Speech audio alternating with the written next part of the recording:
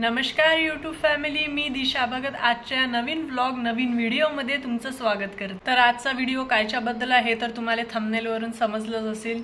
तर video short पर्यंत नक्की पहा आणि अजून तुम्ही माझ्या चॅनल सबस्क्राइब केलं नसेल तर करून घ्या, कारण तुम्हाला माझे व्हिडिओ अजून पुढे दिसले पाहिजेत ना, म्हणून म्हणत आहे सबस्क्राइब करून घ्या।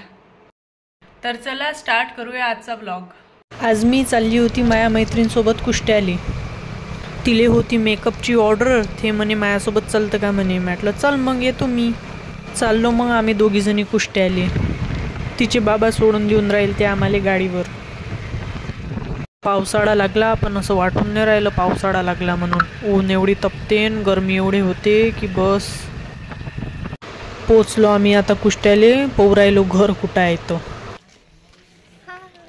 हॅलो भेटलं मग आम्हाला घर आणि गेलो अंदर आम्ही।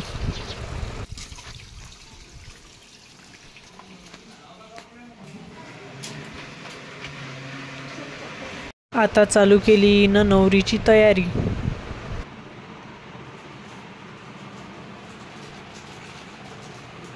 नवरीची तयारी चालूच होती तर नवरीची तयारी पाहाले बापा बायले लहान हरी की आम्हाला पौद्या कशी दिसू राहिली, आम्हाला पौद्या कशी दिसू राहिली। तो सगळी गर्दी गर्दी गर्दी गर्दी केली ती नीरा रूम मध्ये। झाली नवरीची तयारी। आज तिचं साक्षगंध होतं।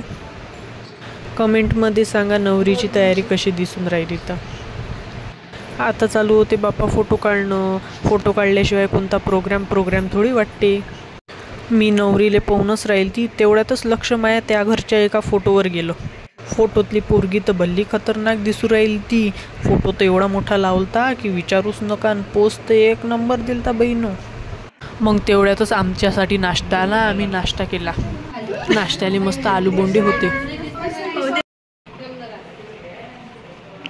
बापा। झालं आमचं काम। आता जायची वाट पाहू राहिलो। हे झाड पा किती मोठा आहे आणि फुलं पा त्याला किती आहेत। निघालो आम्ही घराच्या रस्त्यानं। चला मग भेटू नंतरच्या ब्लॉगमध्ये आणि सबस्क्राईब करायला विसरू नका। थँक्यू।